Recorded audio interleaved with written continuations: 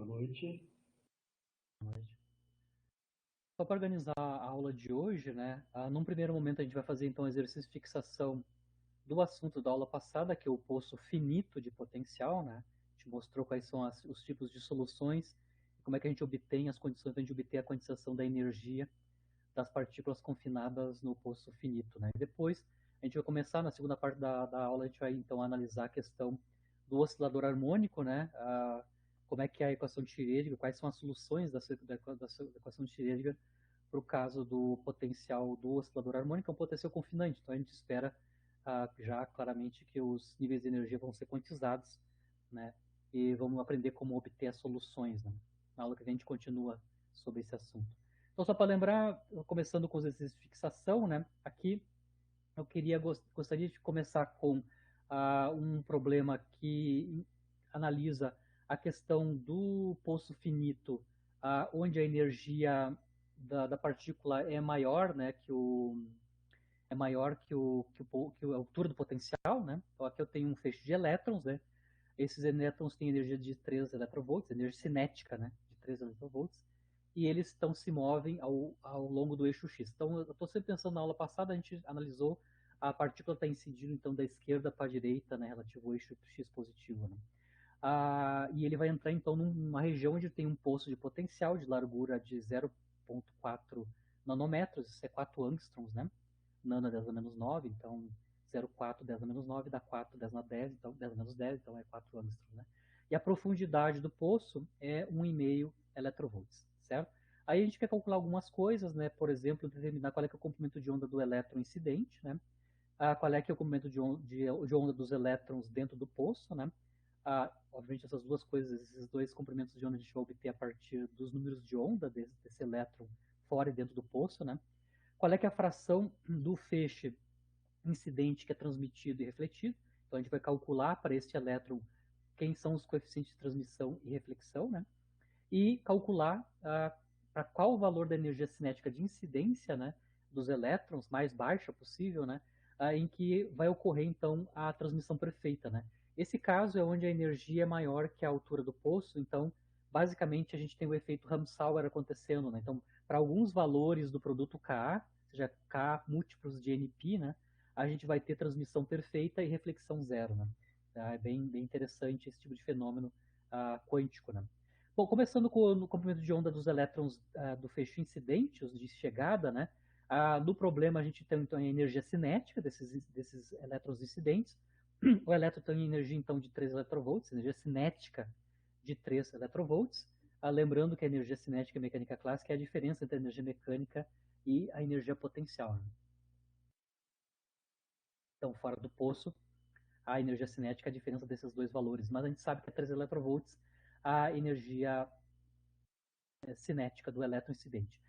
Com essa energia cinética, a gente consegue calcular o número de onda do elétron incidente, né, fora do poço, certo? A gente mostrou na aula passada que o comprimento de onda fora do poço, né, que nós denominamos de calinha, né, ele depende, o quadrado dele, né, o calinha ao quadrado depende da diferença entre a energia mecânica do elétron e a fundura do potencial, né, a fundura, a profundidade do poço, que é o U0, né? Nesse caso do problema já está dado a diferença entre E e o zero, né? A diferença entre a energia mecânica e o valor da energia potencial é a energia cinética clássica, né? Então a gente consegue já colocar em números aqui as quantidades, né, para calcular o número de onda calinha. Lembrando sempre que a gente coloca no numerador e no denominador, a gente coloca C ao quadrado, né, para a gente ter no numerador a energia de repouso do elétron e sempre no denominador aqui a constante H cortado C, que a gente conhece, unidades de electrovolt-angstrom, né?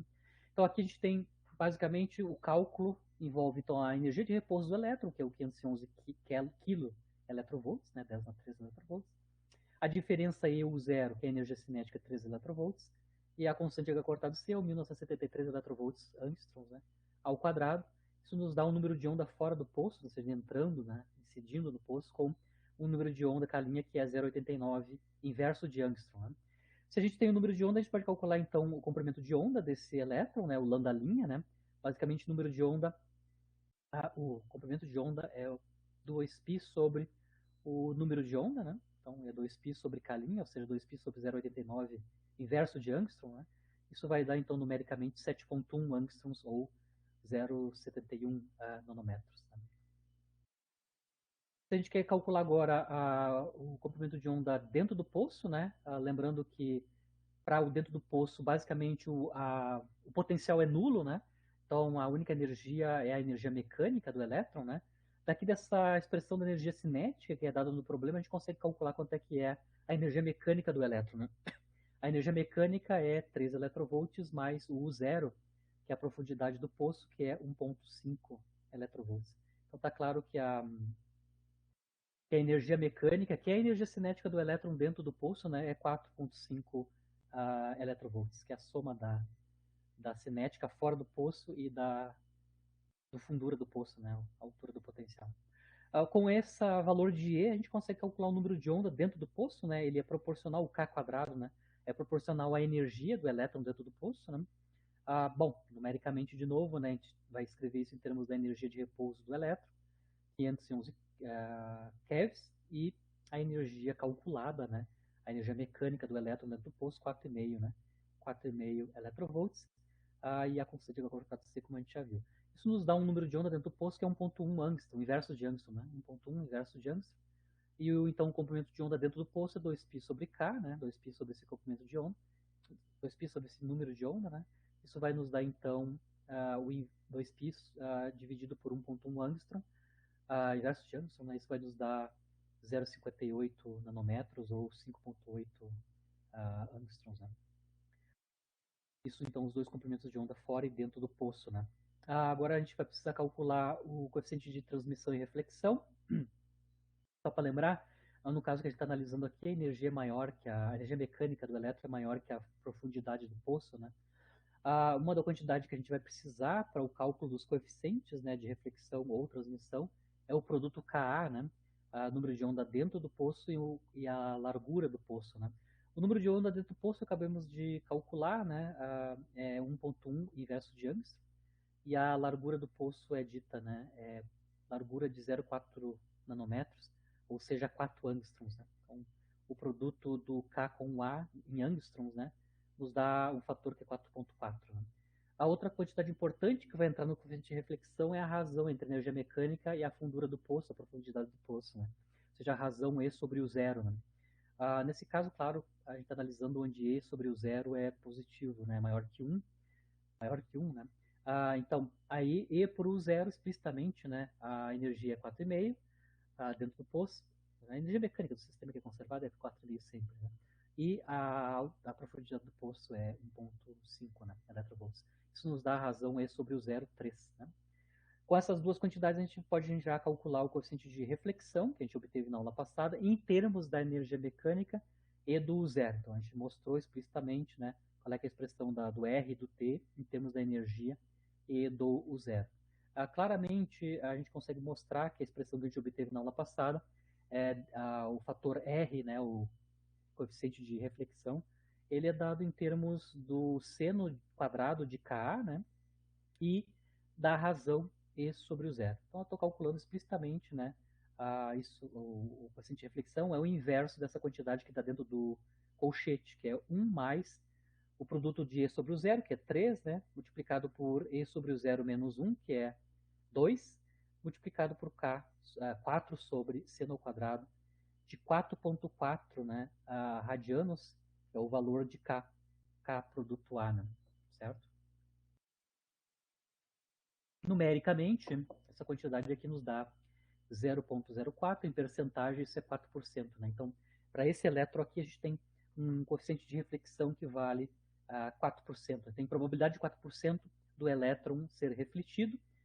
O coeficiente de transmissão é obtido por a soma, né, dos dois coeficientes dando 1, que é consequência da conservação espacial das correntes de probabilidade, como a gente já viu nas outras aulas. Né? Então, se eu tenho o R, que é 0,04, eu consigo obter o T, né? O T é 1 menos R. Isso vai dar, então, 0,96 ou 96%. Então, está claro que a energia é tão alta desse elétron que, basicamente, ele vai, na maior parte do tempo, ele vai passar transmitido, né? Passar pelo poço, né? E apenas 4% vai ser... tem apenas 4% de probabilidade de ser refletido de volta, né? Enquanto ele está passando quando ele chega no poço. Né? Nesse caso aqui, a gente está muito próximo do caso clássico, né? Eu tenho 96% de probabilidade de ser transmitida. Lembrando que a predição clássica para esses casos aí seria t igual a 1, 100%, né? Está bem próximo do caso clássico já. Se a gente quer calcular quanto é que é a energia mínima, né, para que a gente observe a transmissão perfeita de 100%, né, ou seja, observação do efeito Ramsauer, né, a gente mostrou na aula passada que nesses casos que a gente está analisando uma energia maior que o zero, né, toda vez que o produto K for múltiplos de π, né, a gente vai ter transmissão com 100%. Lembrando que o K depende da energia, então, dependendo da energia de entrada desse elétron, eu posso estar dentro das condições para ter efeito Ramsauer. Né? Lembrando que a menor energia, claro, vai estar associada com menor N, né, que é N igual a 1. Então, a menor energia de incidência está associada com o número de onda K, que é basicamente π sobre A. Né? Π sobre A. Lembrando que nós calculamos, né, o A já é sabido, né? A largura do poço é 4 angstroms, né? Então, se eu dividir π, né, 3.14 por 4 angstroms, né, eu vou obter, então, 0,78 inverso de angstrom, com o número de onda onde eu posso ter efeito Ramsauer aparecendo com menor energia. Isso corresponde ao menor N, que é N igual a 1, né? Se eu tenho K correspondente ao primeiro efeito Ramsauer, né, a energia mais baixa, onde vai acontecer o efeito Ramsauer, que é transmissão de 100% e reflexão nula, né, a gente pode calcular qual é, que é a energia correspondente. Né. Lembrando que dentro do poço, basicamente, a energia do elétron é energia cinética, né, porque dentro do poço o potencial é nulo, significando que a partícula está livre, né, com energia cinética P² sobre 2me. Lembrando que o momento linear P pode ser escrito em termos do número de onda, né? Em mecânica quântica, o P é h cortado vezes o número de onda, né? Os nossos modelos quânticos, né? P é h cortado K. Então eu posso escrever a energia em termos de K², né? Lembrando sempre que a gente pode multiplicar em cima e embaixo por C² para a gente obter no denominador a energia de repouso do elétron e em cima a constante h cortado C em unidades de electrovolts angstroms, né? Bom, e aí vamos calcular qual é que é a energia, que é a energia cinética, basicamente, né, associada a um elétron em que ocorre efeito Ramsauer, a menor energia onde ocorre efeito Ramsauer. Né? Bom, substituindo aqui os números, onde o número de onda para essa menor energia é 0,78 inverso de Angstrom, né, a gente tem então quanto é que vale a energia correspondente. Então eu tenho o H cortado C, que é o 1973 eV ao quadrado, né? O K ao quadrado, né? Então aqui a gente tem, na verdade faltou um menos um aqui, né? É 0,78 inverso de angstrom ao quadrado, dividido por 2 vezes a energia de repouso do elétron, que é o que chamamos de keV, né? Isso nos dá uma energia em electrovolts correspondente a esse K, né? 2,3 electrovolts. Então, essa é a menor energia que o meu elétron tem que ter para eu ter transmissão de 100%, né? Ou seja, aparecer o efeito Ramsauer com a menor energia possível, né? Transmissão 100%. A energia cinética correspondente a essa energia de 2,3 é obtida a partir, lembrando que a energia cinética é a diferença entre o E e o zero, né? Lembrando que a profundidade do poço é 1,5 electrovolts. Então, se a energia do elétron incidente é 2,3, a sua energia cinética, que é a diferença entre E e o zero, é 0,8 electrovolts. Só para lembrar, né, a gente está analisando os casos onde a razão E sobre V0, ou zero, né, é maior que 1, né, então a energia é maior que a profundidade do poço. Né. Lembra que nesses casos, tanto o coeficiente de transmissão quanto o de reflexão, eles têm máximos e mínimos. Né, no caso da transmissão, eu posso ter máximos igual a 1, corresponde a essas diferentes energias, né, associadas aos Ks que correspondem a esta condição aqui, né? E quando os coeficientes de transmissão são 100%, obviamente os coeficientes de reflexão também são nulos, né? Então a gente tem os limites clássicos sendo recobridos dependendo de valores de energias específicas, né, de entrada do elétron no poço, né? Esse segundo exercício agora já é o caso inverso, né, onde eu tenho confinamento, né, ou seja, a energia mecânica do sistema, ou do elétron, né, é menor que a profundidade do potencial. Claro, aí a gente vai ter níveis de energia quantizados, né? E finitos, como a gente mostrou na aula passada. Então tem um elétron que está no interior de um poço, né, de 10 electrovolts de profundidade, seu U0, né? Ah, e aí eu vou analisar dois casos, né? Se a energia do estado fundamental, né, do elétron dentro do poço é 8 electrovolts, né? Eu quero calcular qual é, que é a largura do poço. Então, sabido que eu estou com um poço com uma profundidade de 10 electrovolts e eu tenho um elétron no seu interior, né? Se a energia do estado fundamental desse elétron for 8 electrovolts, eu quero determinar quanto é que é o A, né? Que é a largura, né, do poço. Isso for se eu estou no estado fundamental. Eu vou repetir o processo, né? Repetir o procedimento para obter qual é, que é a largura do poço, se o 8 electrovolts corresponder, então, ao primeiro estado excitado, ou seja, o segundo nível de energia.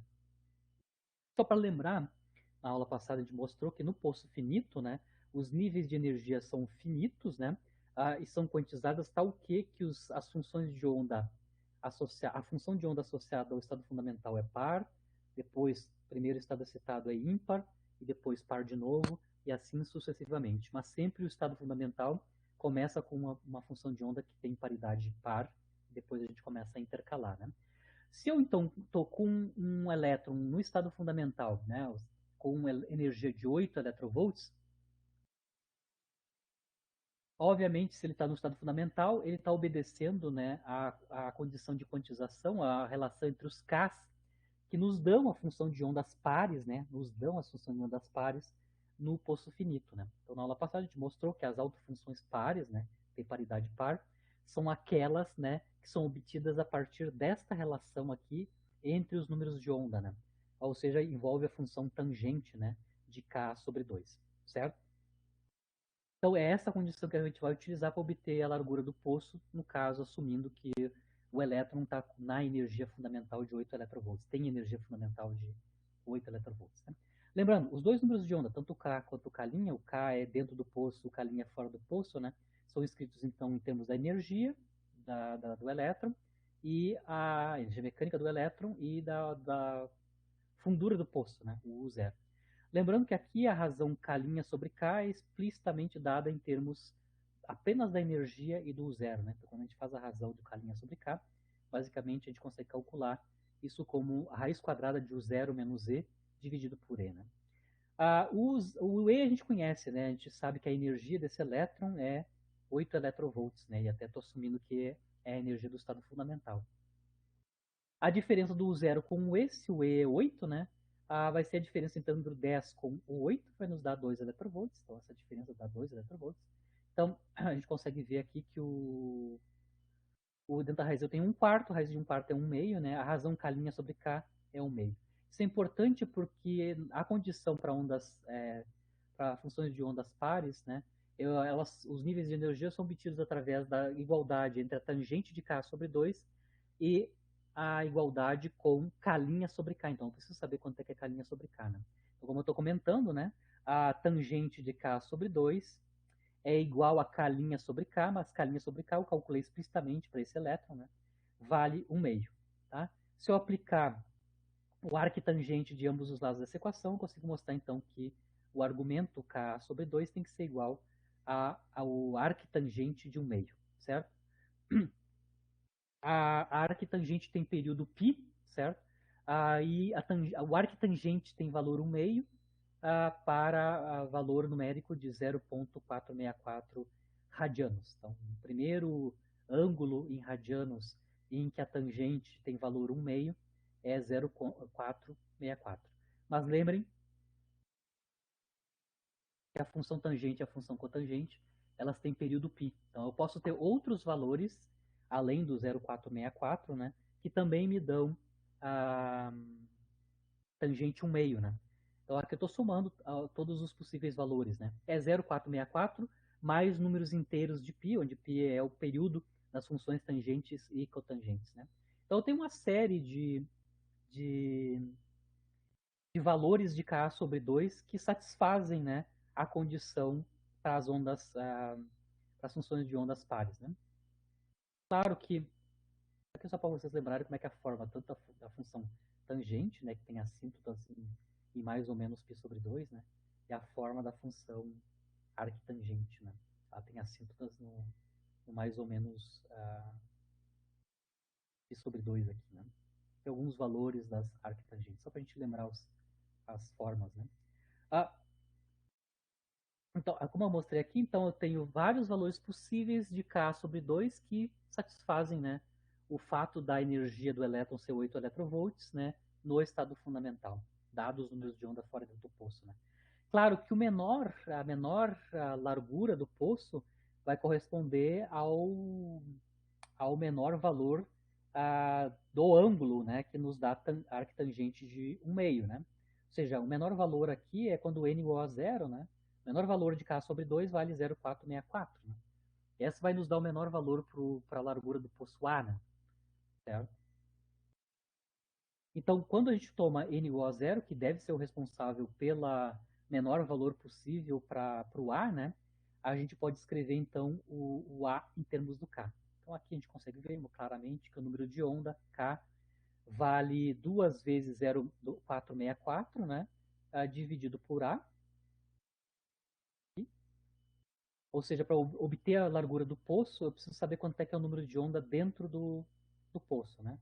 Como a gente sabe a energia, né? A energia do elétron é o 8 electrovolts, né? Tem impondo que ele tem energia do estado fundamental 8 electrovolts. A gente calcula explicitamente o K em termos da energia, né? E em termos também da energia de repouso do elétron. Lembrando que a gente está assumindo que a energia desse elétron dentro do poço é estado fundamental valendo 8 electrovolts, né? Com isso, numericamente, o K calculado, né? É 1,45 inverso de Angstrom. Se a gente tem o K, a gente pode calcular então qual é que é a menor largura do poço. Né? A menor largura do poço, claro, é 0,93 dividido por esse número de onda, né? Ou seja, 0,93 dividido por 1,45 inverso de Angstrom, né? Isso nos dá, então, 0,64 angstroms, né? Ou 6,410 na menos 2 nanômetros. Esse A aqui é o menor largura do poço, onde o elétron vai estar no estado fundamental com uma energia de 8 electrovolts. Né? Agora a gente vai repetir o procedimento, ou seja, qual é, que é a largura do poço, se o 8 electrovolts não é a energia do estado fundamental. O 8 electrovolts agora é a energia do primeiro estado excitado, né? O segundo nível de energia. Então eu vou assumir que o meu elétron está no segundo nível de energia, e esse segundo nível de energia vale 8 electrovolts. Né? Bom, no primeiro estado excitado, que é o segundo nível de energia, né, as funções de onda, a função de onda para esse segundo nível é ímpar, né, uma função ímpar. Começando ímpar, depois ímpar e assim por diante. O segundo nível de energia é ímpar. Né? As condições para obter as autofunções ímpares, né, no caso do poço finito, os números de ondas têm que obedecer esta condição, né, ou seja, envolve a função cotangente de Ka sobre 2. Né? Então a gente vai repetir o procedimento. Né? Se no segundo estado do segundo nível de energia as autofunções são ímpares, os números de ondas têm que obedecer esta condição. Como a gente já sabe quanto é que é a razão K' sobre K, é 1/2, né? A gente já consegue obter qual é que são os valores possíveis para a largura do poço, né? São aqueles onde o cotangente de K sobre 2 vale menos 1/2. Então eu passo K para cá, eu tenho menos K' sobre K, mas K' sobre K é 1/2. Né? Aplicamos a arquicotangente de ambos os lados, então tem Ka sobre 2 vale arquicotangente de menos 1/2. Bom, o arquicotangente de menos 1/2 é 2,034 radianos, né? Mas lembra que a função cotangente também tem período π, né? Então eu posso ter outros valores, somando os π's, né? Sobre o 2,034 radianos, que eu também vai nos dar uma cotangente que vale menos 1/2. Então tem um conjunto de valores, né? Usando, claro, o período da função cotangente, né? De valores possíveis de ângulos em radiano, que vão nos dar K sobre 2, correspondente ao segundo estado, o segundo nível de energia, valendo 8 electrovolts. Né? Como no caso anterior, né, a gente vai ter o menor valor de A para o menor valor de N, para N igual a 0, né? Ou seja, o A então vai ser duas vezes o 2,034 dividido por K. A gente já determinou o número de onda dentro do poço, né? É 1,45 inverso de Angstrom, né? Tá aqui. que aí o A, o menor a largura do poço, onde o elétron está no segundo nível de energia com 8 electrovolts de energia, isso vai nos dar, então, uma largura de poço que deve ser 2,8 angstroms, né, ou 0,28 nanômetros. A gente resolveu nos casos anteriores, nesses dois exercícios, né, o caso onde a energia é maior que a altura do poço e esse último caso onde a energia mecânica é menor que a altura do poço e a gente tem a quantização dos níveis de energia porque o potencial é confinante. Né? Aqui eu comecei a fazer essa análise na aula passada, a analisar qual é que são os níveis de energia possíveis do poço finito, né? A partir de uma solução gráfica, né? Lembrando que, no caso, as energias por poço finito, elas são obtidas a partir de cálculo numérico, né? A gente tem que resolver equações transcendentais, né? Que nos dão os valores de K dentro do poço, né? E com esses valores de K a gente consegue obter as energias. Eu vou voltar nesse assunto do método gráfico para a gente, então, analisar mais em detalhe como é que a gente utiliza o método gráfico para obter os níveis de energia no poço finito, né? De maneira genérica, e depois eu vou ensinar vocês, ou mostrar como a gente calcula numericamente as equações transcendentais e usa a solução dessas equações transcendentais para obter os níveis de energia. Então, aqui nesse exercício de fixação, eu quero analisar qual é, que é a estrutura, né, dos níveis de energia no poço finito, se eu conheço, então, a altura ou a profundidade do poço, que é o U0, e a largura do poço A. Então, eu quero mostrar como é que eu obtenho, qual é que são as estruturas típicas dos níveis de energia. Ou quantos, ou seja, basicamente eu quero determinar, genericamente, dado o U0 e o A, quantos níveis de energia eu posso ter, certo? E quais são eles, né? E depois, feito essa análise, a gente vai tomar o limite clássico, né? O limite do poço infinito, né? Onde a gente vai tomar a profundidade do poço sendo infinita, certo? Então a gente vai ter que mostrar que o resultado dos níveis de energia tem que recair nos níveis de energia infinitos, né? Quantizados, como a gente já mostrou no caso do poço infinito, né? Então são esses dois momentos, né? Analisar quantos níveis e quais são, no caso do finito, e depois tomar um limite do poço infinito. Bom, lembrando, as funções de ondas pares e ímpares, né, são tais que a gente tem que obedecer essas condições para os números de onda, né? As funções pares obedecem à relação com tangente de K sobre 2, e as autofunções ímpares obedecem às condições com cotangente de K sobre 2. Esse é o nosso ponto de partida, né? Os níveis de energia vão ser obtidos a partir das soluções dessas equações transcendentais, né? As duas. Muito bem. Eu vou trabalhar um pouquinho só para dar uma simplificada ou de ficar mais claro, né, para nós como é que é a estrutura de níveis de energia a partir dessas equações aqui, né? Essas duas condições. Então a primeira coisa que eu vou fazer é multiplicar ambos os lados dessas condições por A sobre 2, né? Então, do lado esquerdo, nas duas condições, eu vou multiplicar K sobre 2 a tangente e o negativo da cotangente. E no lado direito, obviamente, então eu vou ter K' multiplicado por A sobre 2, nos dois casos. Certo? O último passo aqui é escrever o K' explicitamente, né, em termos do U0 e da E. Só para lembrar, né, dentro do poço, né, perdão, fora do poço, o K', né, envolve então a diferença do U0 e do E. A altura do poço, né, a profundidade do poço, e a energia da partícula que está confinada dentro desse poço. Então aqui o passo seguinte é escrever explicitamente quanto é que é K' em termos do U0 e do E. Tá? Então K' depende então de raiz quadrada de 2 vezes a massa, a diferença do U0 com o E, dividido por 4h cortado ao quadrado, né? Perdão, dividido por h cortado ao quadrado. Claro que o A sobre 2 vamos passar para dentro da raiz quadrada como A quadrado sobre 4. Né? Então, quando eu coloco para dentro da raiz quadrada o fator A sobre 2, ele vira A quadrado sobre 4. Né? Tenho dois termos aqui. Dentro da raiz quadrada, no primeiro termo a gente tem apenas a informação do poço, né? Na forma do produto U0 vezes A quadrado. U0 é a profundidade do poço, A é a largura do poço. Então, esse primeiro termo dentro da raiz tem a ver apenas com a propriedade do poço, né? E o segundo termo tem a ver com a propriedade dos níveis de energia, ou a energia que a partícula vai ter, né? A energia E.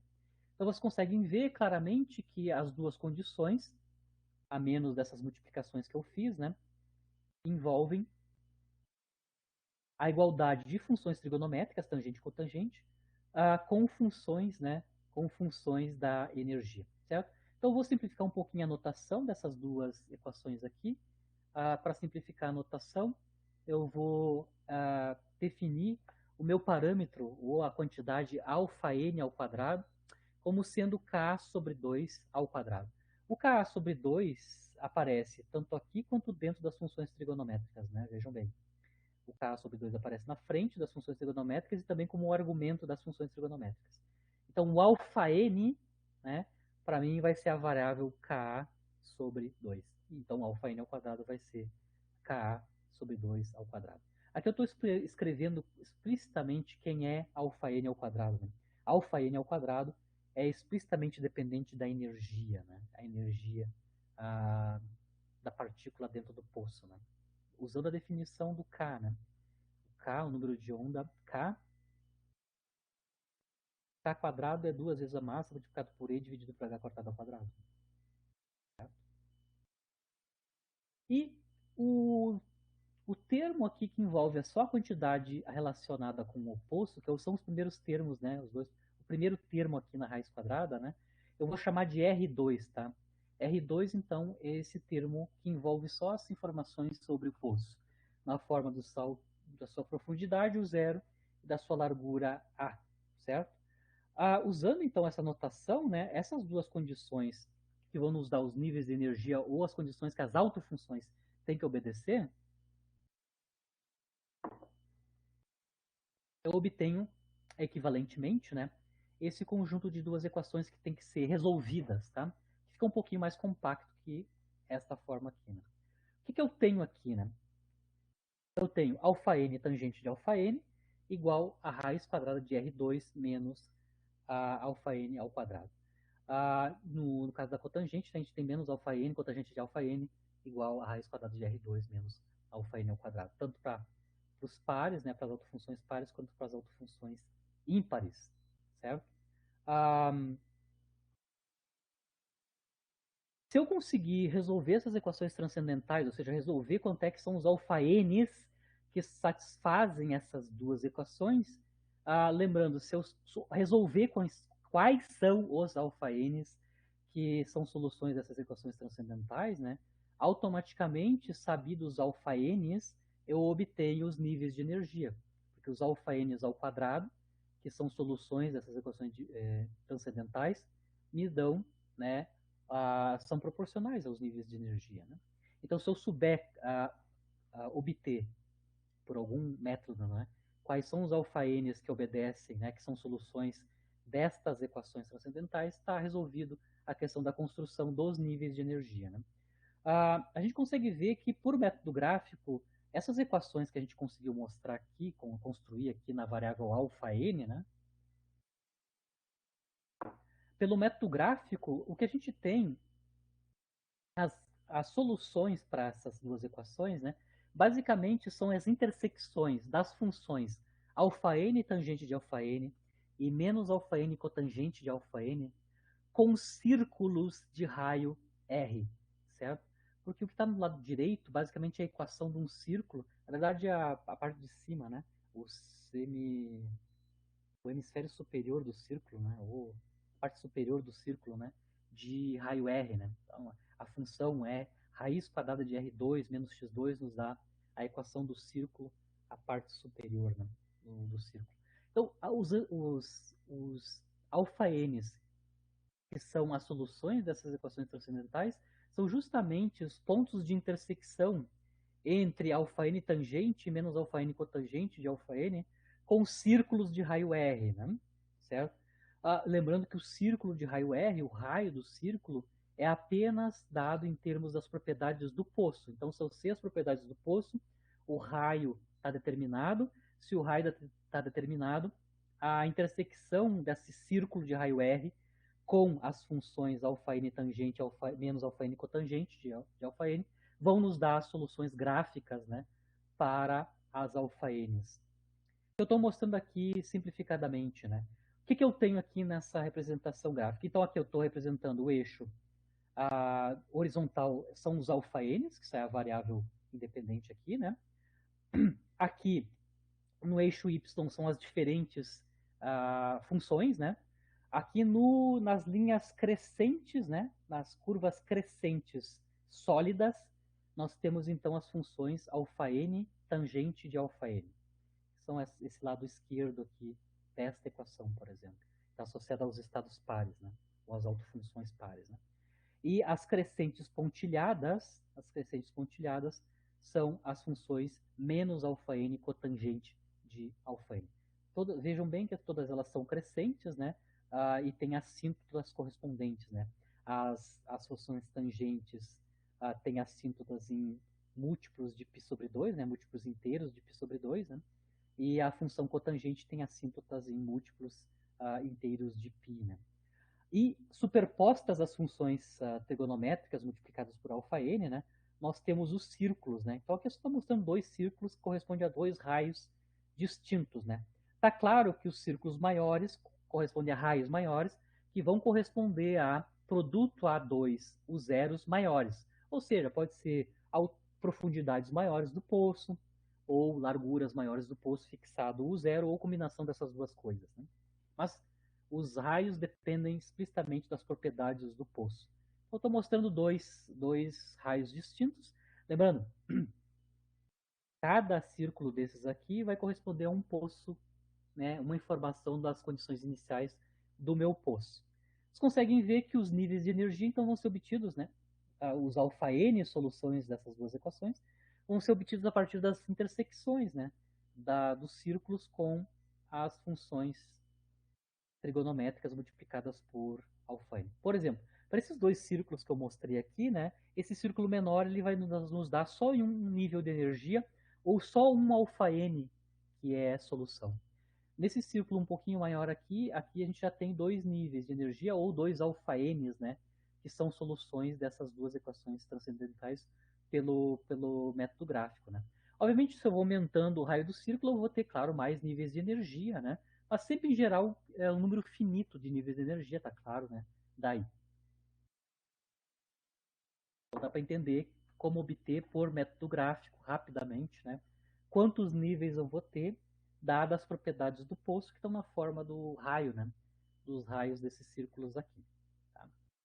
O que a gente consegue ver aqui, analisando justamente os raios desses círculos, né?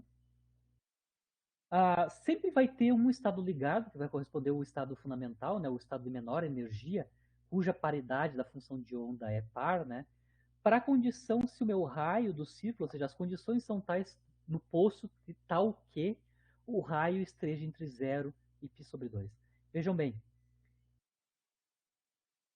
de qualquer maneira, no mínimo eu vou ter um nível de energia, né? Por menor que seja o tamanho do poço, a largura do poço, eu sempre vou ter um raio finito, né? Ou seja, se eu tenho um poço, dado o zero e o A, eu vou ter um raio finito. Se eu tenho um raio finito, se ele é pequenininho, sempre eu vou ter, independente do valor do zero e do A, sempre eu vou ter pelo menos um nível de energia, que é o nível de energia do estado fundamental. Por exemplo, esse caso aqui que eu acabei de mostrar, né, onde o círculo é pequenininho, né, e só intersecciona um ponto. Sempre vou ter esse caso, né, independente do valor de U0 e de A, sempre eu vou ter pelo menos um nível de energia, né. Claro, se os meus raios do círculo for maiores, eu vou ter mais níveis de energia, né. Essa é a primeira coisa, né. Ou seja, pelo menos a gente vai ter um estado ligado, o estado fundamental, né. Ah, nós vamos ver que eu vou ter só um estado ligado, só um nível de energia, se o raio do meu círculo estiver entre 0 e π sobre 2. Então, se o meu raio do círculo obedecer esta condição, né, entre 0 e π sobre 2, obviamente isso nos dá um vínculo dos valores, né, que a profundidade do potencial tem que ter para que o R esteja entre 0 e π sobre 2, né? Ou seja, a profundidade do potencial tem que estar entre 0 e este valor aqui que depende do inverso do quadrado da largura do poço. Né? Mas se o raio estiver entre 0 e π sobre 2, eu vou ter apenas um nível de energia. Né? Agora, se o meu raio estiver entre π sobre 2 e π, Ou seja, se o raio for menor que π, né, que é este caso aqui, ó, certo? Eu consigo mostrar, só o desenho aqui, né? Se o meu círculo é menor que, tem raio menor que π, eu vou passar por dois pontos, né, por dois alfas de intersecção, e aí eu vou ter dois níveis de energia. Estado fundamental e o primeiro estado excitado. Então, se o R for menor que π, eu vou ter dois níveis de energia. Aí eu vou ter três estados ligados se o raio estiver entre π e 3π sobre 2. Para ver aqui claramente. 3π sobre 2 está aqui, ó, com um raio.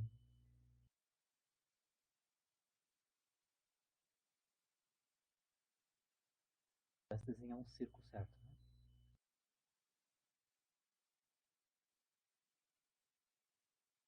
3π sobre 2 está aqui, eu não posso passar do 3π sobre 2. Né?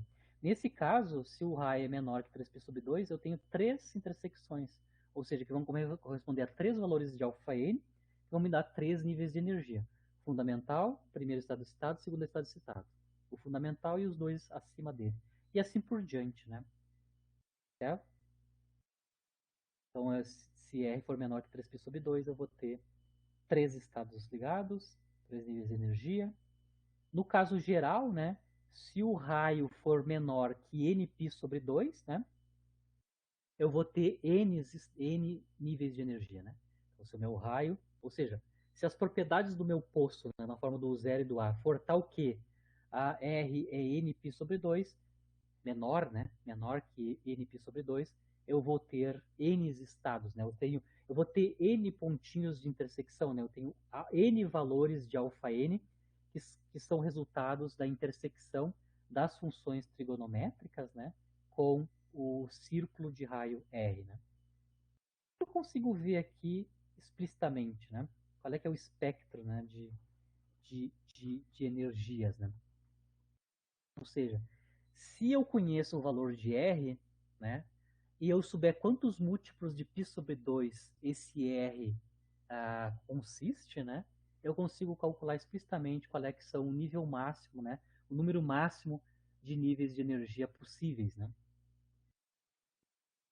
Eu vou já mostrar para vocês como é que a gente faz, né. Então, sabido R, né, eu vou calcular quantos múltiplos de π sobre 2 esse R calculado dá. Esse número múltiplo de π sobre 2 deve nos dar o número máximo de estados, o n inteiro, né, o múltiplo inteiro, né, o mais próximo possível do R, né, deve nos dar o número máximo de estados de energia permitidos, né, certo?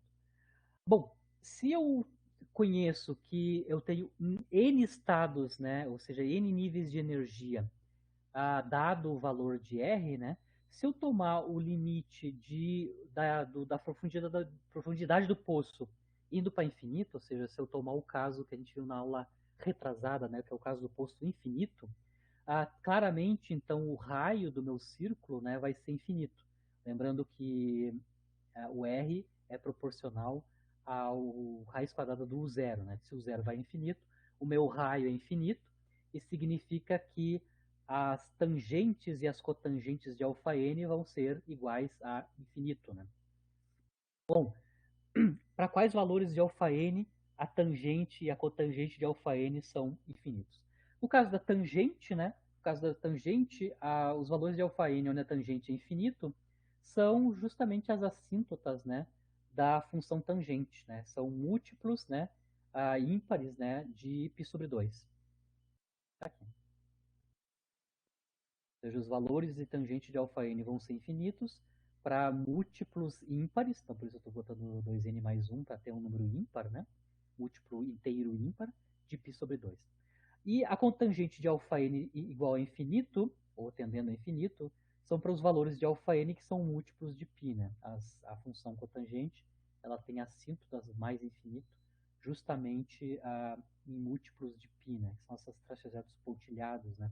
A gente vê que ela diverge justamente em múltiplos de π, né? Π, 2π e assim por diante. Bom, então, se o meu limite da altura do poço vai para infinito, ou seja, eu estou considerando o poço infinito, né?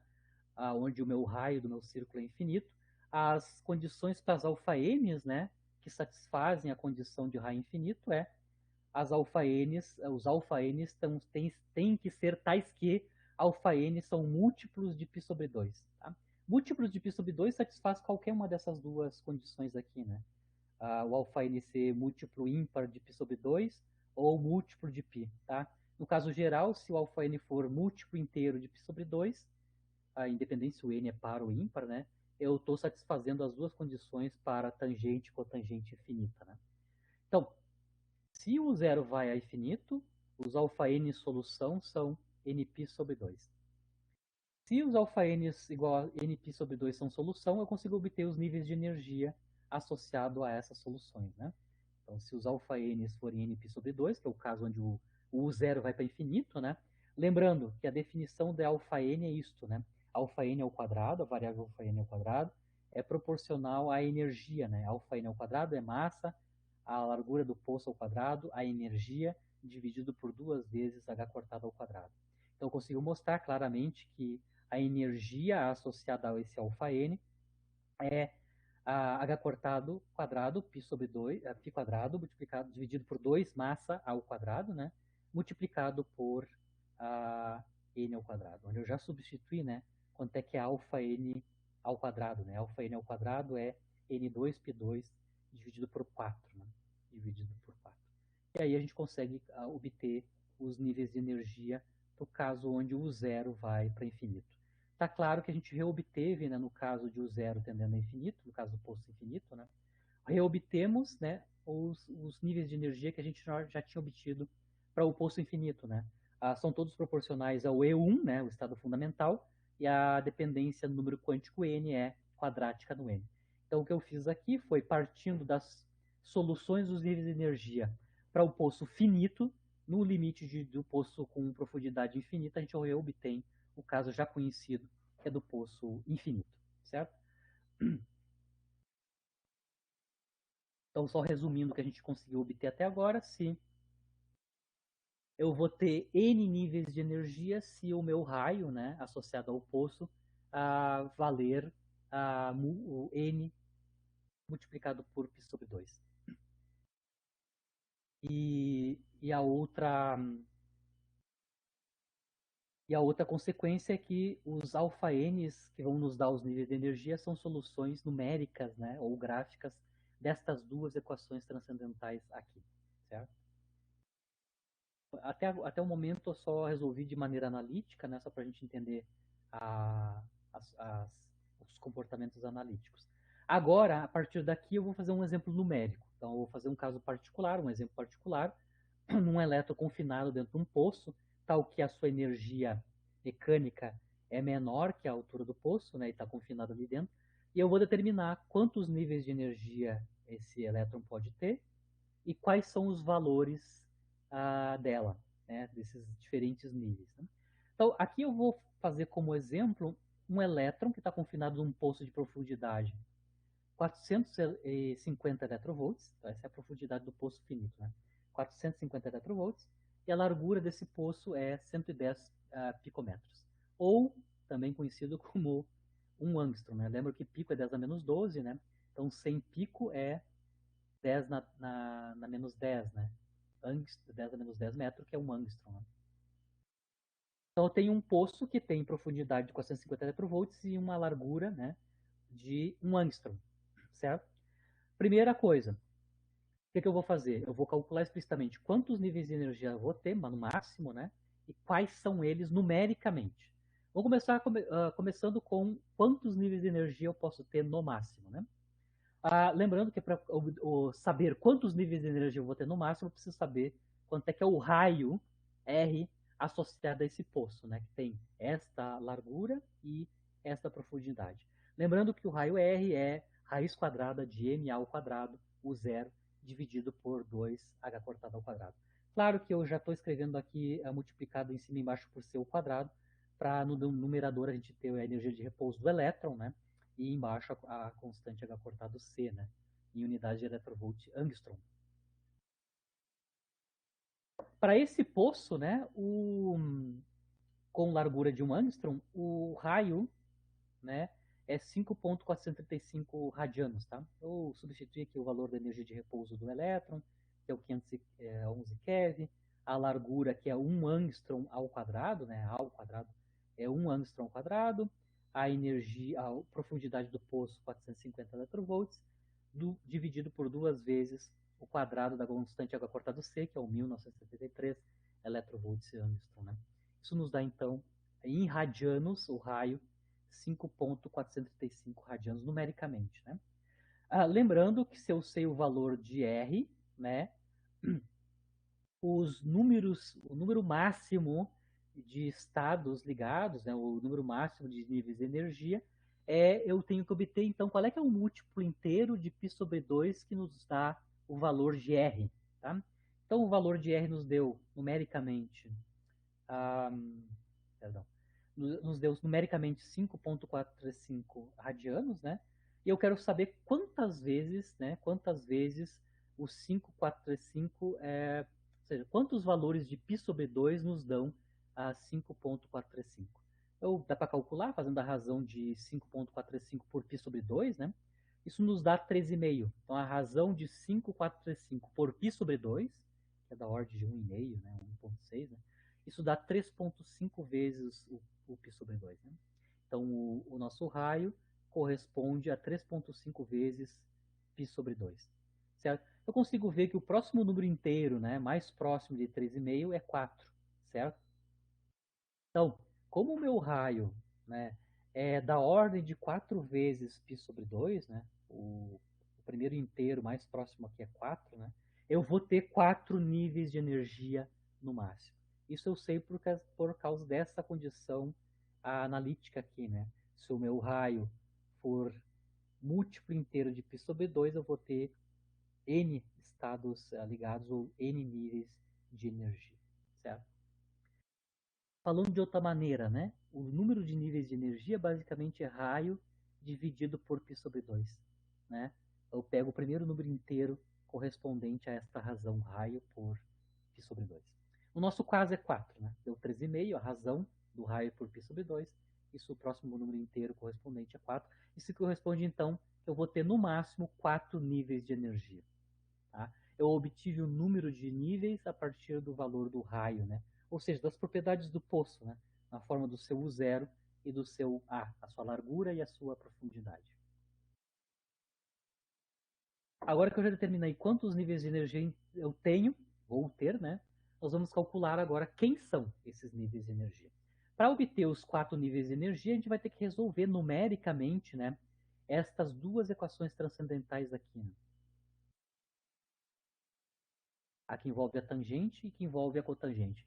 Lembrando que a equação transcendental que envolve a tangente vão nos dar os níveis de energia associados às autofunções que são pares, né? Tem paridade par. E as soluções da equação transcendental que envolve a cotangente vão nos dar, então, os níveis de energia associados às autofunções ímpares. Né?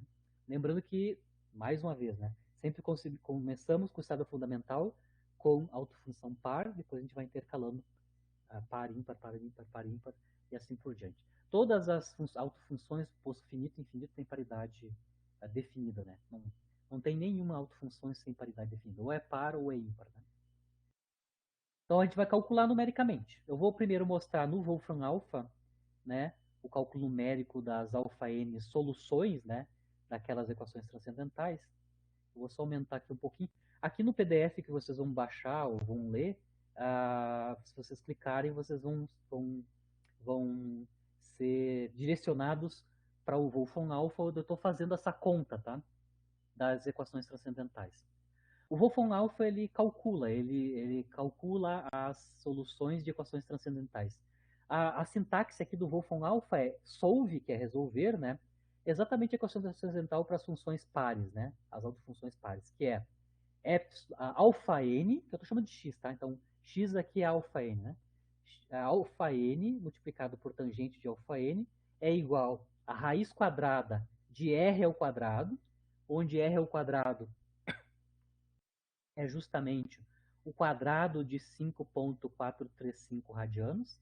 Isso dá, o quadrado de 5 e pouco dá 29.536 radianos, né? Menos alfa n ao quadrado. Então, justamente, eu estou só usando x igual a alfa N.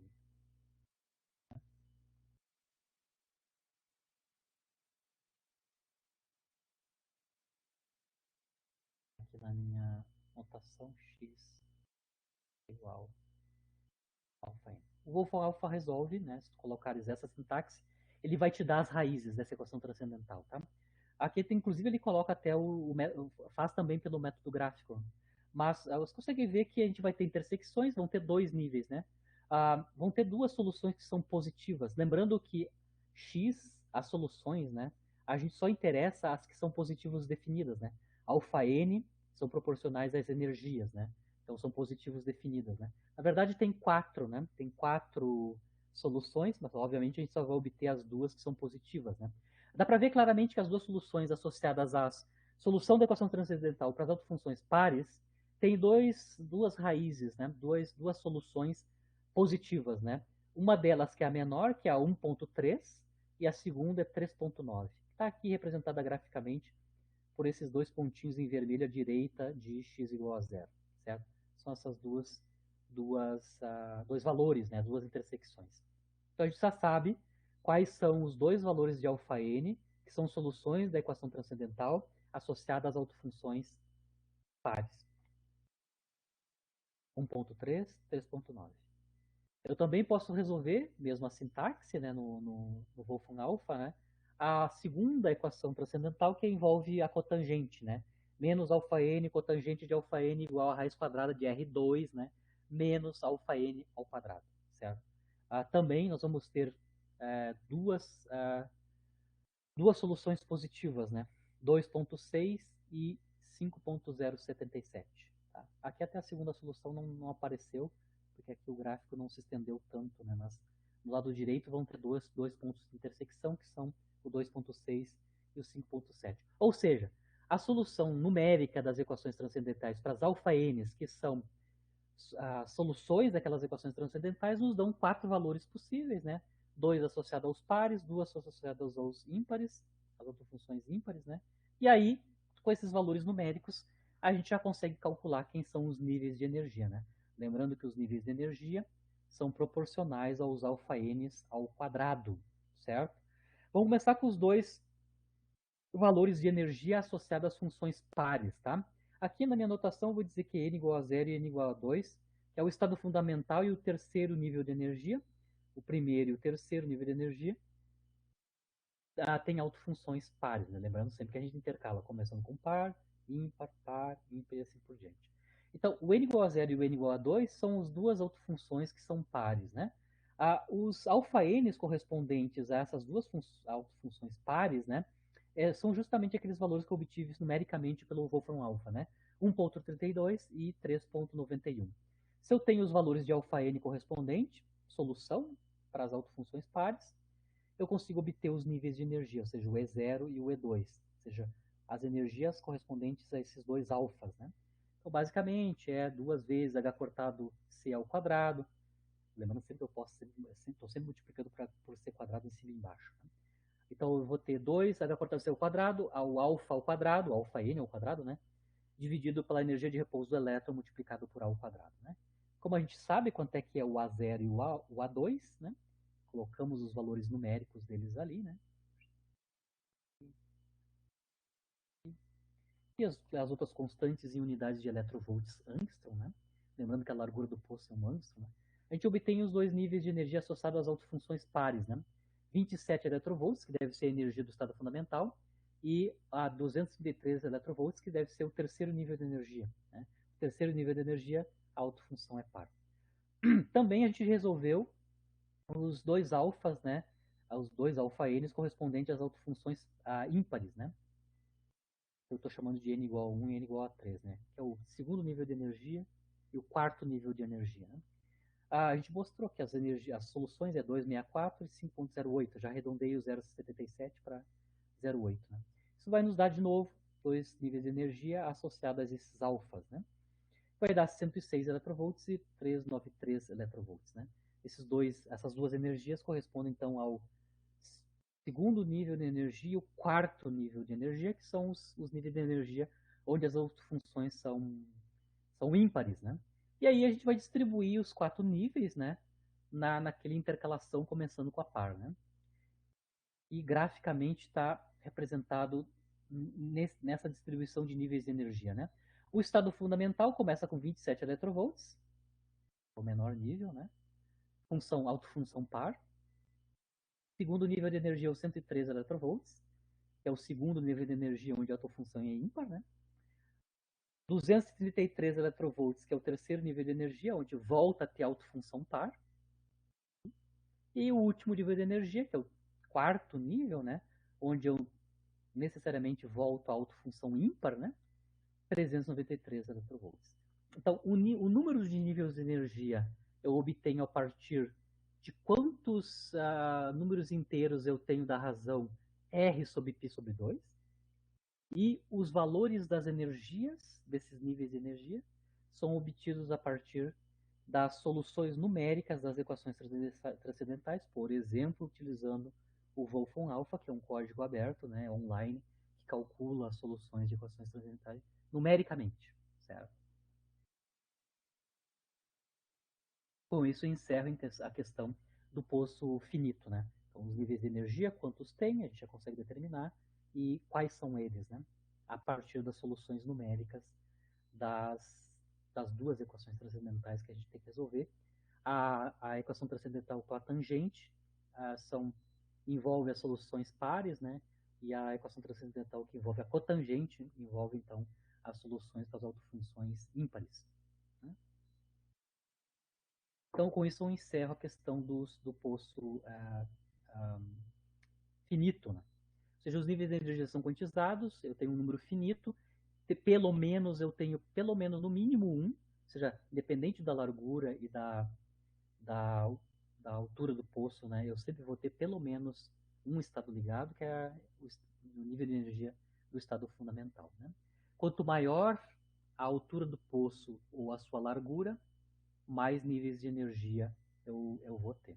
Claro que é uma combinação dessas duas coisas, né? Porque o raio depende do produto A quadrado vezes o zero. Então, o valor de R grande depende da combinação das duas coisas, né?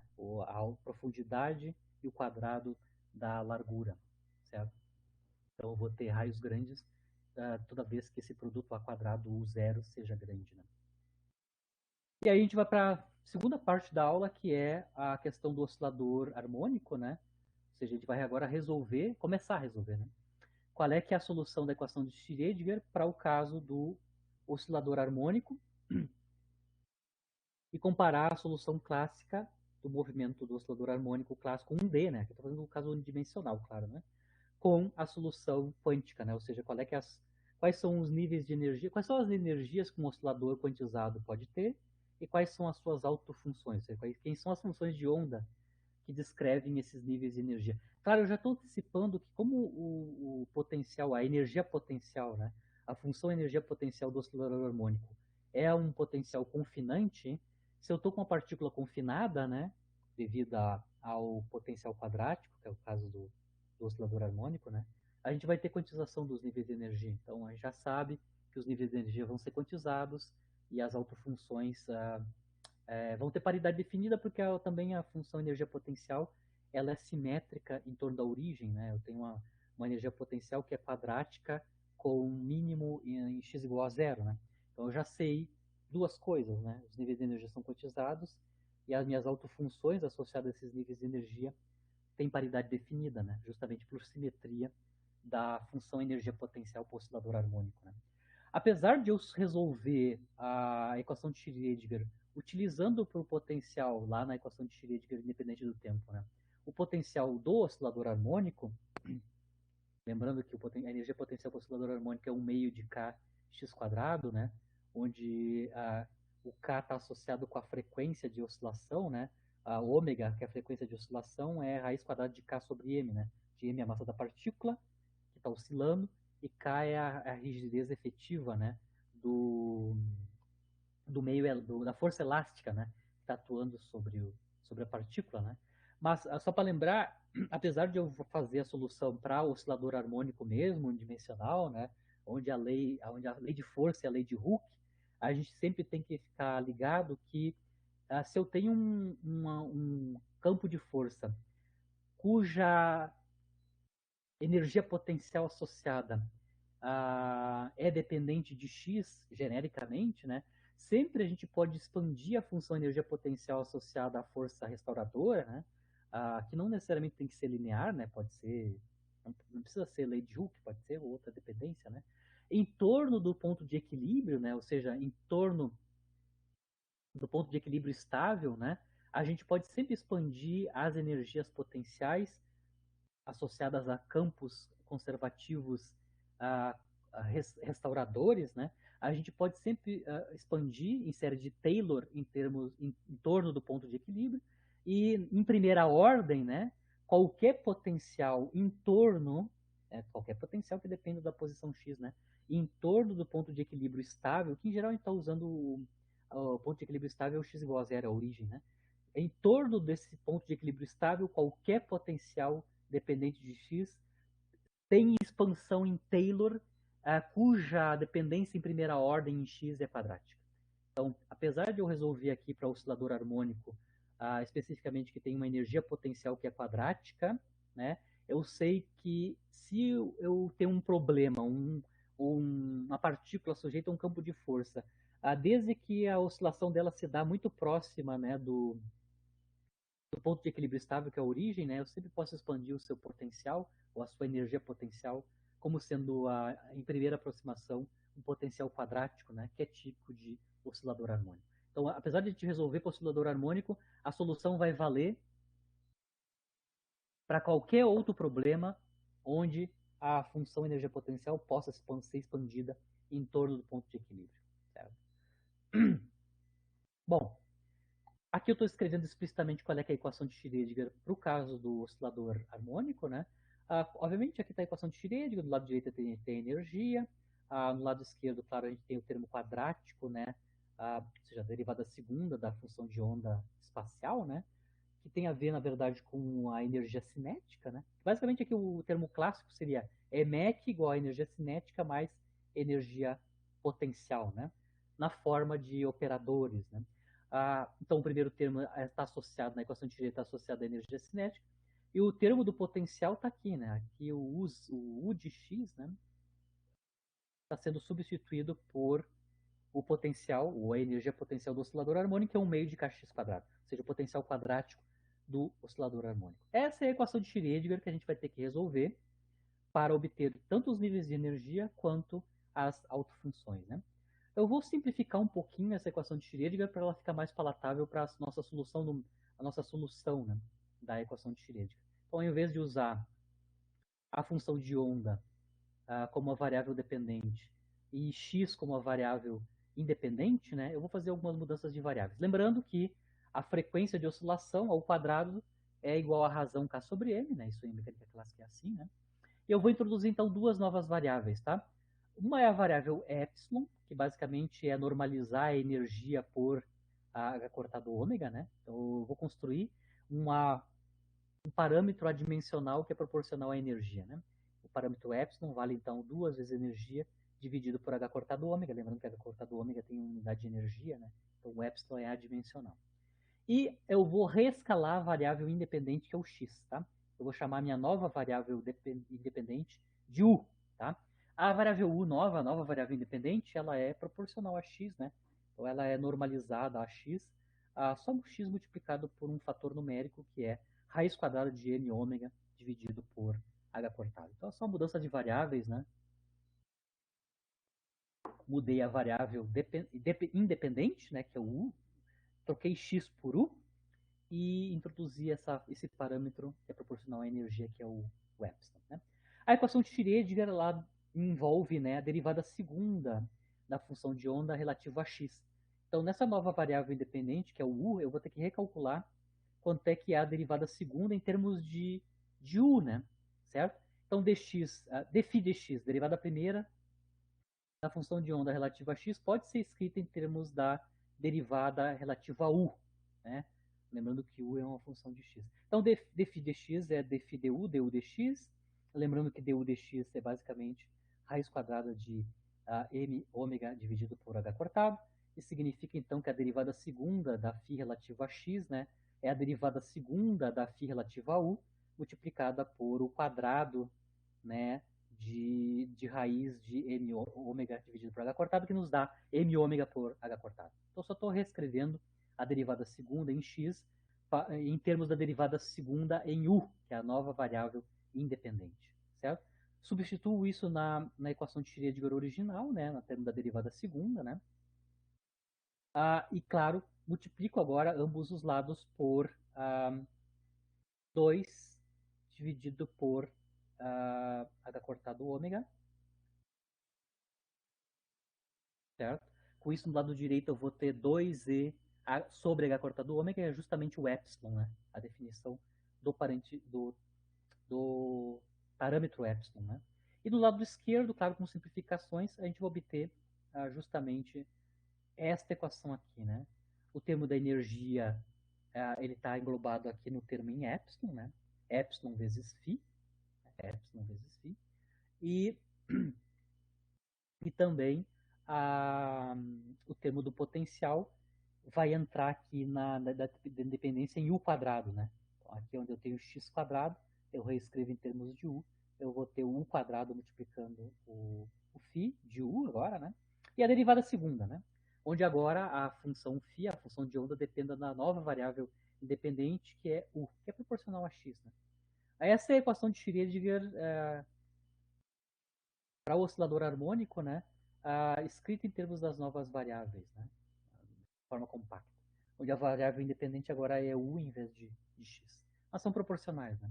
Só para compactar a notação, tá? Essa é a equação que eu vou utilizar para obter as soluções das funções de onda. Né?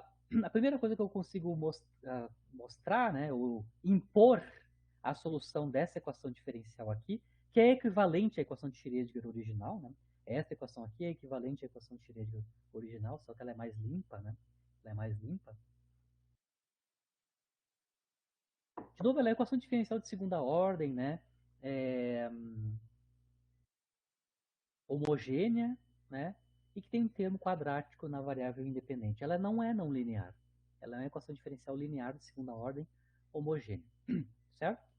Bom, qual é que é as condições que a função de onda tem que obedecer sempre, né? Eu sempre vou impor que a minha função de onda, φ de u, né, seja de quadrado integrável, né? Ou seja, quando eu tomar x tendendo a mais ou menos infinito, ou u, né, tendendo a mais ou menos infinito, a minha função de onda tem que ir a zero, né? Eu não posso ter divergências, né, nos x limites, né, nos x assintóticos. Para isso, a minha função φ de u tem que ir a zero quando u vai para mais ou menos infinito, tá? Uma solução tentativa que impõe essa condição é supor que a minha função φ de u, a minha função de onda φ de u, seja uma gaussiana em u multiplicada por uma função arbitrária h de u bem comportada, obviamente, né? A gaussiana está aqui para garantir que quando u vai para mais ou menos infinito, a função de onda vá a zero. Tá? Então, eu vou partir supondo que a minha função de onda tem este comportamento, onde o comportamento assintótico para u grande ou para x grande é controlado por uma gaussiana, né? Multiplicado por uma função bem comportada entre mais ou menos infinito no u ou no x. Né? A h de u, então, é uma função bem comportada. Lembrando que eu estou usando gaussiana multiplicada pela função h de u, também porque eu sei, como eu estava comentando, né, como o potencial ele é simétrico em torno da origem, eu já sei que as minhas autofunções, as minhas funções de onda, têm paridade definida. Ou elas vão ser par, ou elas vão ser ímpar. Né? Então eu já estou começando no meu modelo para hipótese da solução, eu já estou começando com um produto de uma função par, que é a gaussiana, por uma função h de u, que necessariamente também vai ter que ter paridade definida, certo? Começando sempre com o produto da função par por a paridade da função arbitrária h de u. Mas é uma maneira de começar a construir a solução da φ de u, impondo primeiro que ela seja de quadrado integral, ou seja, se ela vai a zero para u grande, e os valores intermediários de u são controlados pela função arbitrária com paridade definida, que é a função h de u. Vou substituir essa solução tentativa na equação diferencial, né, equivalente da equação de Schrödinger, ou seja, nesta equação aqui. Ou seja, eu vou ter que calcular a derivada segunda, né, dessa solução tentativa, também e multiplicar a própria função tentativa por epsilon menos u quadrado.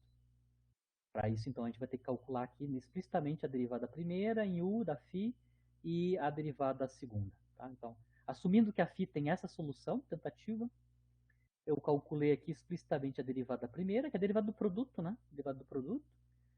E depois calculo mais uma vez a derivada para obter a derivada segunda da φ relativo a u. Tá? Ver claramente que depois que a gente fatorou a exponencial gaussiana, né, ou a gaussiana, né, a derivada segunda da φ relativo a u, né, ela envolve derivadas de mais altas ordens da função arbitrária h de u, né? Ou seja, ela envolve a h de u, a derivada primeira da h de u, a derivada segunda da h de u relativo à variável u, né? Certo? Se eu substituir, né, essa derivada segunda e a própria solução tentativa aqui na equação de Schrödinger equivalente, né, eu vou ver que quando eu substituo a solução tentativa naquela equação de Schrödinger equivalente, eu vou obter uma equação diferencial, né, automaticamente para a função h de u. Se a solução tentativa tem esta forma, gaussiana multiplicada por h de u, a função h de u arbitrária, né, vai ter que obedecer esta equação diferencial. Tá? É uma equação diferencial de segunda ordem, né, homogênea para a h de u, para a função h de u, que tem que ser bem comportada entre mais e menos infinito em u ou em x. Né? Essa equação diferencial de segunda ordem, tal como está aqui, tá? Ela é conhecida como equação diferencial de Hermite. Tá? Então, a equação diferencial de segunda ordem homogênea desta forma é a equação de Hermite. Tá? Para a gente obter qual é que é a cara funcional, ou seja, qual é que é a solução das funções h de u, a gente vai ter que resolver a equação de Hermite, certo? Como é que a gente vai resolver a equação de Hermite? A gente vai usar uma técnica para resolver equações de segunda ordem, que é o método de potências ou método de Frobenius, né? Então, eu vou assumir que a minha função pode ser escrita como uma série de potência, né? E aí eu vou obter quais são os coeficientes dessa série de potências, né? Substituindo a minha série na equação original. Então, o que eu vou fazer agora é mostrar rapidamente para vocês como é que a gente obtém as funções h de u, que são soluções da equação de Hermite, supondo que a h de u pode ser escrita como série de potências. Né? Lembrando, as funções h de u têm que ter paridades definidas. Ou elas são funções pares, ou elas são funções ímpares. Então, significa que eu vou ter duas séries associadas às funções h de u. Uma série que envolve potências pares, né, de u, e outra série que é feita em termos de potências ímpares de u. Tá? Necessariamente, h de u ou é par ou é ímpar. Vou começar supondo que h de u é uma função par e eu vou escrever ela em termos de uma série, né, uma série de potências. Então, assumindo que h de u é uma função par, eu vou escrever então h de u como uma série de potências, que está aqui, né? Ou seja, eu vou somar de n igual a zero até infinito, coeficiente Cn multiplicada por u na 2n, onde a potência do u é par sempre, para qualquer n. Ou seja, estou escrevendo h de u como uma série de potências, onde as minhas potências são sempre pares, né? Todos os meus expoentes em u são pares, né? Se eu assumo que a minha h de u tem solução como série de potências, eu substituo essa série de potências na equação de Hermite e vou obter quem são os coeficientes Cn na expansão em série. Ou seja, eu preciso calcular a partir da h de u quanto é que é a derivada primeira da h de u, que ela aparece aqui, ó, explicitamente no segundo termo, e a derivada segunda da h de u também, certo? Obviamente derivando, né, a h de u uma vez e duas vezes em u, na sua solução tentativa como série de potências, né? Onde basicamente a gente vai derivar u na 2n. Né? Então eu estou calculando aqui explicitamente as derivadas, explicitamente. Substituímos, né, as derivadas e a solução em série de potências na equação de Hermite original. Quando a gente faz isso, né, lembrando que a equação de Hermite ela é uma equação diferencial homogênea, o lado direito é nulo, né? A gente consegue mostrar que a substituição das soluções em série e das derivadas dela aqui vão nos dar, basicamente, um somatório de n igual a zero até infinito, né? Onde eu tenho dois termos, né? Com potências distintas em U, né? Um que é potência 1 na 2n, basicamente advém do termo de derivada primeira e o termo em H, né? Termo em H. E uma potência, né? Um termo que tem potência 1 na 2n-1, que é justamente o termo da derivada segunda, né? O termo da derivada segunda tem potência em U, que é 2 vezes n-1. Né? Mas basicamente, supondo série de potências par, eu consigo mostrar que quando eu substituo essa série de potência par na equação de Hermite, eu tenho esta condição aqui que tem que ser satisfeita. O que eu estou mostrando aqui, tá? O que eu estou mostrando é que eu tenho duas séries, né? Duas séries de potência, que é o primeiro termo e o segundo termo, né? Essa soma dessas duas séries tem que dar zero. Lembrando que os coeficientes aí, ou seja, eu tenho parâmetros que estão multiplicando os coeficientes da série, né, o Cn, né, dependem do parâmetro epsilon e também do n, né, do parâmetro n. Eu só vou reescrever esse primeiro termo daqui só para a gente ter nos dois termos, né, no primeiro e no segundo termo, a mesma potência de U. Ou seja, eu quero que as minhas potências de U sejam 2 na n. Para fazer isso, eu vou só reescrever o primeiro termo, né? Esse primeiro termo aqui. Para reescrever esse primeiro termo, eu vou chamar m, o índice m, n-1. Certo? Então, n-1 eu vou chamar de m. E aí eu vou escrever este primeiro termo em termos do parâmetro m, ou do índice m, né? Lembrando que se m é n-1, os n's, né, são escritos como m mais 1, certo? Então eu vou só reescrever explicitamente o primeiro termo usando agora o meu índice m. Eu vou escrever aqui uma vez só para vocês entenderem o que eu estou fazendo, tá? Então, escrevendo esse primeiro termo em índices m's, eu tenho 2, que multiplica n, mas n vale m mais 1.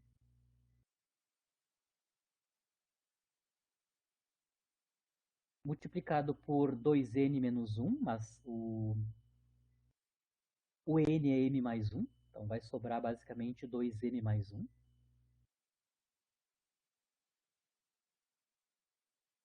Multiplicado pelo coeficiente Cn, mas só que agora eu vou escrever o n em termos de n, então é n, Cn mais 1.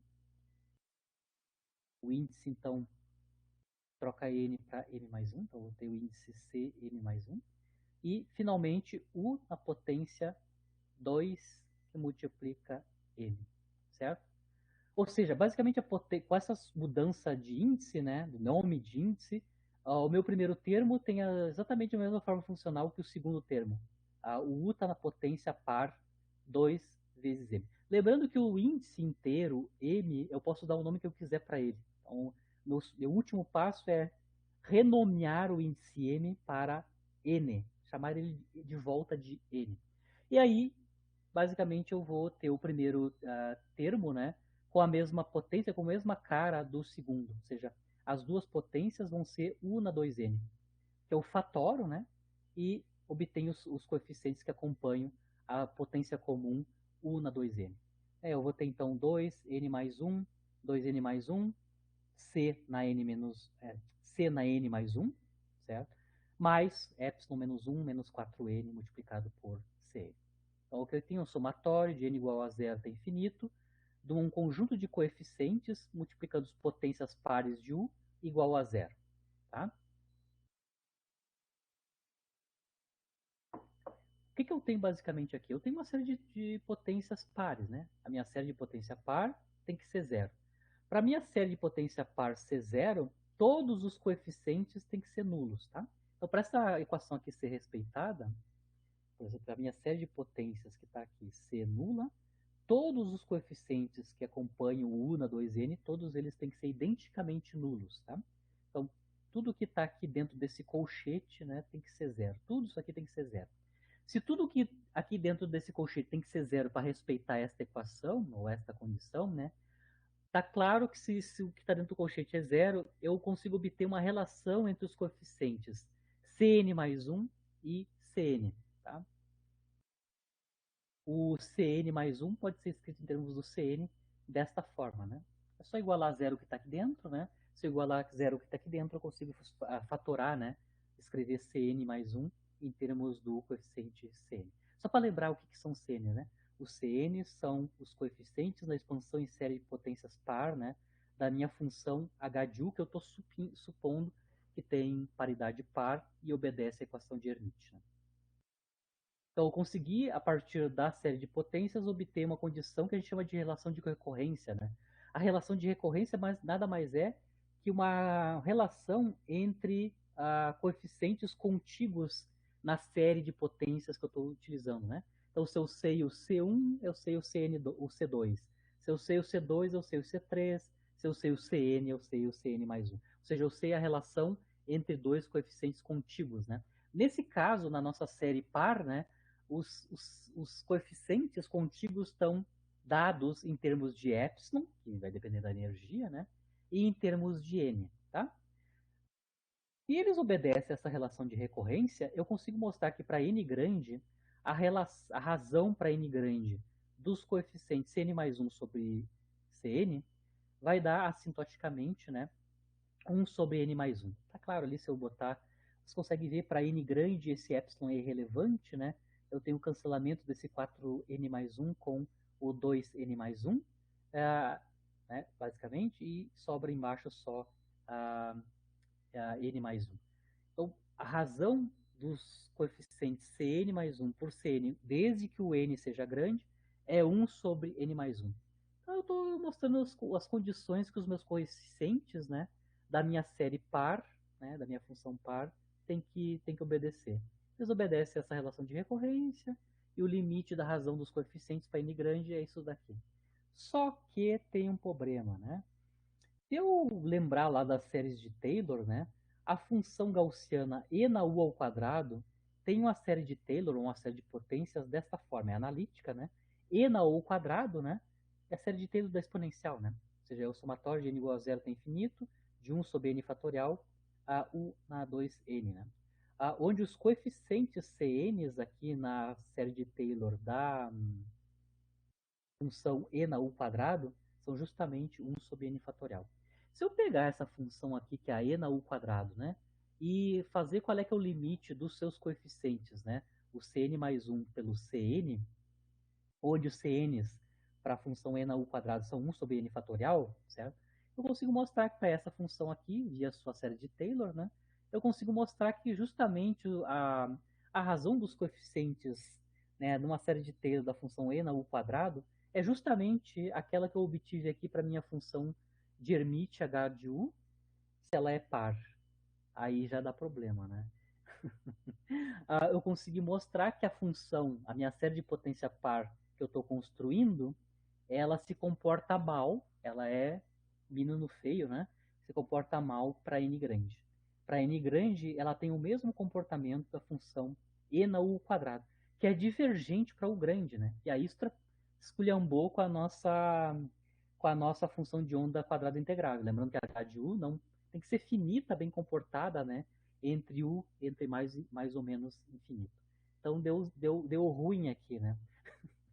Os coeficientes, né, da nossa série de potência par para h de u tem um comportamento assintótico para u grande, que é próximo da função e na u quadrado. Claro, se a gente usar a série completa, né? Se a gente usar a série completa indo até infinito, né? Como é que eu contorno esse problema do limite assintótico estragar para n grande, né? Só para lembrar aqui, né? O que eu estou mostrando é o limite para módulo de U grande da minha H de U construída como uma série de potência par, né? O comportamento assintótico dela para U grande, onde eu preciso mais termos, até que ir a mais outras ordens, né? Na série de Taylor, né? Tem comportamento desse tipo que é divergente, né? Então, e a forma assintótica, então, da minha função de onda, né? Que é a phi de U, Lembrando que a phi de U tentativa nossa é o produto da gaussiana pela H de U, onde o comportamento assintótico da H de U é E na U quadrado, né? Então, tá claro que o limite assintótico da nossa função de onda para limite de U grande, tanto positivo quanto negativo, né? É divergente, né? Ele tem comportamento E na U quadrado sobre 2. Então, a gente não vai poder usar a série completa. Se a gente usar a série completa da H de U par, o comportamento assintótico dela para U grande é divergente, ou seja, estraga a função de onda finita que a gente quer, né, com quadrado integrável que a gente quer, certo? Como é que a gente contorna esse problema? Ou seja, como é que a gente torna a função de onda com comportamento correto, né? O que a gente pode fazer é não usar a série infinita, né? Não usar a série infinita, ou seja, não fazer o somatório de n igual a zero até infinito. E nesse problema, quando a gente está usando de n igual a zero até infinito, os termos de n grande vão nos dar uma função h de u que é divergente, né? Ou seja, com um mau comportamento para u grande. Uma maneira de contornar isso é truncar a série de potências. Então, ao invés de somar de zero até infinito, a gente trunca ela, ou seja, para a série em um determinado valor de n, tá? Um determinado valor de n. Se a gente truncar a série infinita num determinado valor de n, eu deixo de ter uma série e tenho um polinômio uh, de ordem fixa, né? Polinômio de ordem fixa. Então, uma maneira de contornar o mau comportamento da H de U é truncar a série de potências infinita num limite, ou seja, um valor fixo de n. Eu vou chamar de nzão. Eu vou cortar, eu vou fazer o meu somatório não até infinito, mas só até nzão. O nzão não sei quanto é que é, pode ser qualquer número, mas qualquer número inteiro, né? Mas isso basta para tornar a solução finita, ou seja, a H de U finita. Lembrando que o problema da H de U, o problema de usar a série completa, ou seja, usar infinitos termos, é que ela se comporta de maneira incorreta, né, nos limites assintóticos de U. Mas se eu truncar, né, se eu truncar até um certo limite, né, até uma certa ordem, a minha função h de U é finita, né, tem um bom comportamento, certo? Quando a gente trunca, certo, a minha função h de U deixa de ser uma função de série de potência completa para ser um polinômio, né, um polinômio cujo maior potência desse polinômio é a ordem U na 2n, ou seja, a maior potência do meu polinômio em U é 2n se eu estou com h de U par. Né? Ou seja, quando eu trunco, a função h de U vira um polinômio de ordem 2n. A gente chama esse polinômio de ordem 2n de polinômio de Hermite, porque h de U tem que obedecer a equação de Hermite, né? E o polinômio correspondente é o polinômio de Hermite. Quando a gente trunca a série de potências, né, num n fixo, num nzão fixo, a gente, claro, vai impor que todos os coeficientes até o n, né, até o coeficiente cnzão, todos são não nulos, né, então a gente vai usar todos os coeficientes até nzinho igual a nzão. E depois, na truncagem, a gente vai assumir que todos os coeficientes acima do nzão são todos nulos. Né? Isso é como a gente trunca, né? Trunca a nossa série infinita e deixa ela um polinômio. Então, os CNs todos, até o CNzão, todos os coeficientes são não nulos, e a partir do CN mais 1, todos os coeficientes são C0. Né? Essa condição que todos os coeficientes CN mais 1, todos eles vão C0, vai nos impor uma certa condição. Está claro que quando eu venho aqui, né, na minha relação de recorrência, né, que é a relação entre os coeficientes Cn mais 1 e Cn, né? Se o Cn mais 1, para o Cn mais 1 ser zero, se o Cn é diferente de zero, o que eu estou mostrando aqui é só se eu colocar aqui é o Cnzão, né? Cnzão, e aqui seria o Cnzão mais 1, né?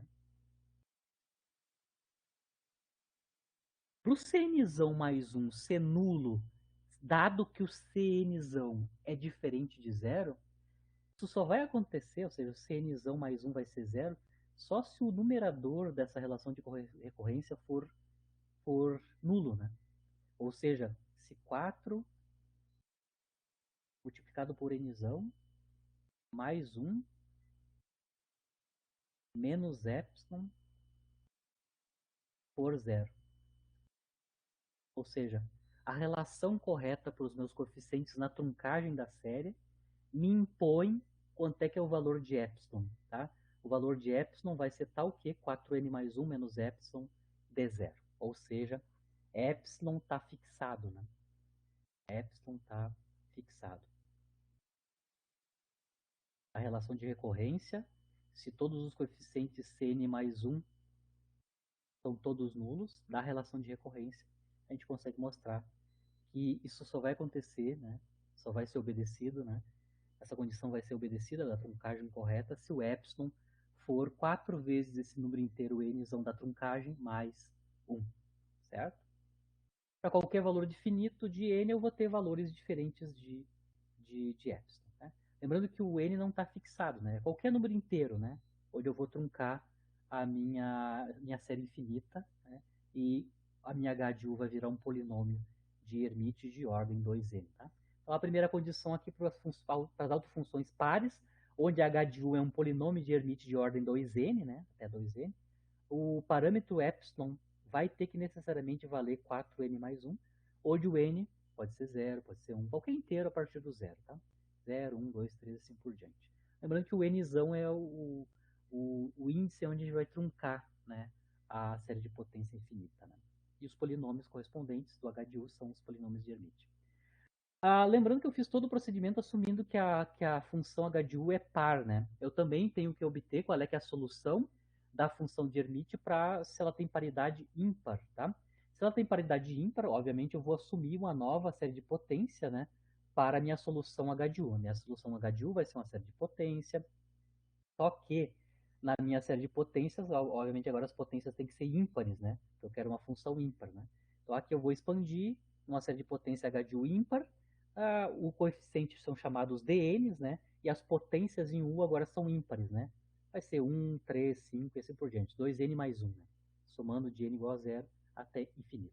De novo, se eu pegar essa solução, calcular as derivadas dessa solução, série de potência ímpar, substituir na equação de Hermite, a gente vai obter esta relação de recorrência entre os coeficientes aqui da série, os dn mais 1 com os dn. Exatamente como a gente obteve a relação de recorrência do caso anterior para h de u assumida a ser uma série de potência par. Né? De novo, a gente pode mostrar que no limite de n grande, a razão dos coeficientes dessa série de potência ímpar se comporta de novo como 1 sobre n mais 1, significando que a minha série de potência ímpar se comporta mal, né? Tem mau comportamento para U grande. E aí a gente vai truncar de novo a série ímpar agora, né? Também em Nzão, certo? Onde então os DNs, até DN, né? Ou seja, até o coeficiente de Nzão, todos eles vão ser diferentes de zero. E a partir do Dn mais 1, todos os coeficientes vão ser nulos. Isso significa que, de novo, né, eu vou ter uma imposição de quanto é que vale o parâmetro epsilon. Né? Para dn mais 1 ser zero, com um dn que é diferente de zero, necessariamente 4nzão mais 3 menos epsilon tem que ser zero.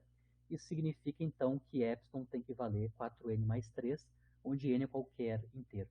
Então, o resultado da truncagem das séries de potência, né, faz com que a gente imponha condições de quantização para o parâmetro epsilon, certo? Só para lembrar lá atrás, quem é o parâmetro epsilon? Né? O parâmetro epsilon, basicamente, é proporcional à energia.